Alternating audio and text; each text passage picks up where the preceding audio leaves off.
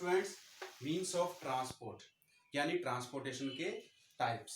Transportation के basically तीन ही टाइप्स होते हैं, by land transportation, by water transportation और बाय एयर ट्रांसपोर्टेशन।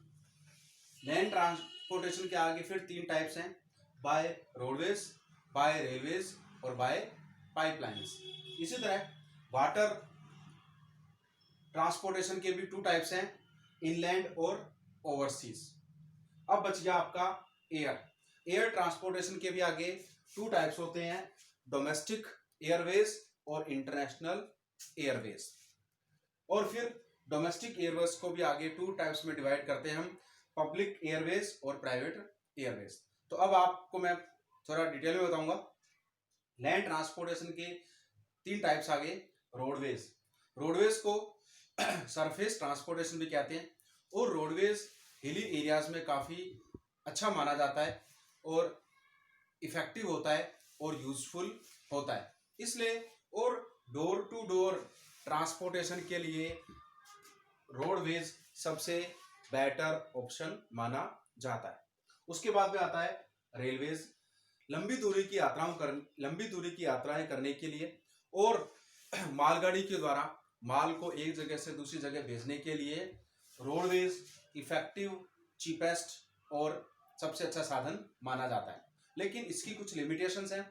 जो हिली एरियाज हैं उन हिली एरियाज में रेलवे एक इफेक्टिव ट्रांसपोर्टेशन के रूप में काम में नहीं आ पाता।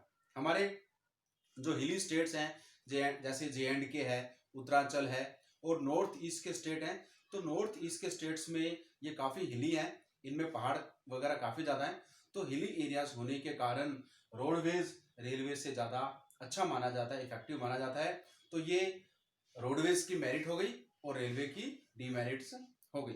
अब तीसरा जो टाइप है लैंड ट्रांसपोर्टेशन का, जिसको कि हम बाय पाइपलाइन लैंड ट्रांसपोर्टेशन कहते हैं। बाय पाइपलाइन लैंड ट्रांसपोर्टेशन में जो कच्चा तेल है, जो पेट्रोलियम है, वो जिस जगह से निकलता है उस जगह से आगे रिफाइनरी तक बाय पाइपलाइन पहुंचाया जाता है और इसको पाइपलाइन लैंड ट्रांसपोर्टेशन या पाइपलाइन ट्रांसपोर्टेशन भी कहा जाता है। जैसे हजीरा, विजयपुर हजीरा पाइपलाइन नेटवर्क है, वो पाइपलाइन का सबसे अच्छा एग्जाम्पल है। उसके अलावा जो गल्फ के कंट्री हैं, जो मुस्लिम देश हैं, जहाँ पे पेट्रोलियम निकलता है, कच्चा तेल निकलता है, तो वो पेट्रोलियम इस पाइपलाइन के थ्रू मुस्लिम देशों से, गल्फ कंट्री से इंडिया लाया जाता है और इंडिया में, गुजरात में, असम में जो रिफाइनरीज लगी हुई हैं उन रिफाइनरीज में इसको रिफाइन किया जाता है और ये जो पेट्रोलियम है और जो नेचुरल गैसेज हैं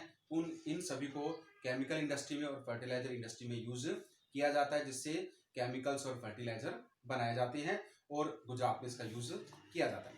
फिर आगे आपका वाटर ट्रांसपोर्टेशन। वाटर ट्रांसपोर्टेशन के आगे फिर टू टाइप्स हैं, इनलैंड वाटर ट्रांसपोर्टेशन, ऐसा ट्रांसपोर्टेशन जो हमारे देश में ही एक स्टेट से दूसरे स्टेट या एक डिस्ट्रिक्ट से दूसरे डिस्ट्रिक्ट जो बाय वाटर ट्रांसपोर्ट होता है, ऐसा इनलैंड वाटर ट्रांसपोर्टेशन कहलाता है। जैसे बिहार, पश्चिम बंगाल के कुछ एरियाज ऐसे हैं, डिस्ट्रिक्ट ऐसे हैं जहाँ पे पानी के जहाज़ों के द्वारा या नाव के द्वारा ट्रांसपोर्टेशन करते हैं, बाय वाटर ट्रांसपोर्टेशन करते हैं। ये हमारे इंडिया की बाउंड्री के अंदर होता है, एक स्टेट से दूसरे स्टेट और एक जगह से दूसरी जगह और एक डिस्ट्रिक्ट से दूसरी डिस्ट्रिक्ट होता है ऐसे, इसलिए ऐसा ट्रांसपोर्टेशन इनलैंड वाटर ट्रांसपोर्टेशन कहलाता है।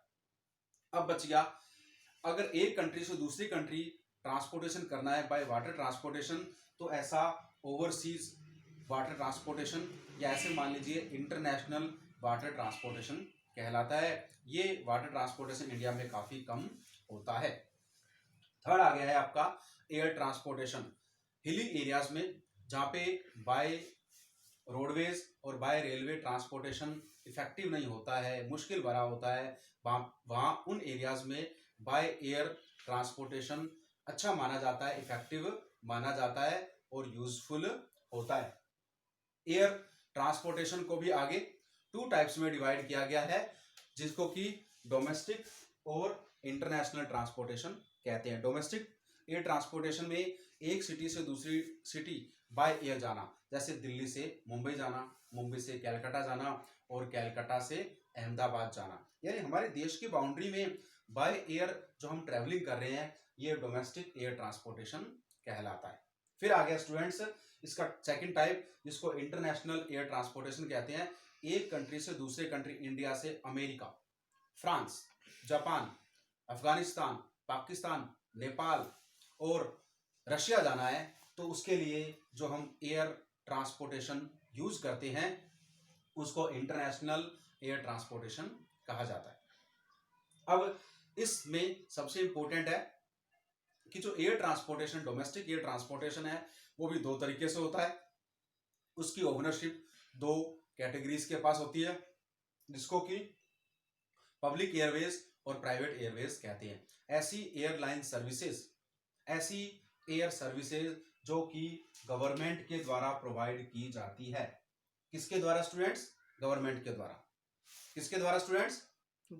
गवर्नमेंट के द्वारा ऐसी पब्लिक एयरवेज सर्विसेज कहलाती हैं। ऐसी सर्विसेज जो कि प्राइवेट इंडिविजुअल्स या कंपनियों के द्वारा प्रोवाइड की जाती है, जैसे स्पाइस जेट्स और भी, तो ऐसी air services private air services कहलाती है। तो ट्रांसपोर्टेशन के तीन टाइप्स हो गए, बाय लैंड, वाटर और एयर, और ये हमारे लिए काफी इफेक्टिव है, काफी इंपॉर्टेंट है और हमारी नेशनल इकोनॉमी में एक लाइफ लाइन का रोल प्ले करती है।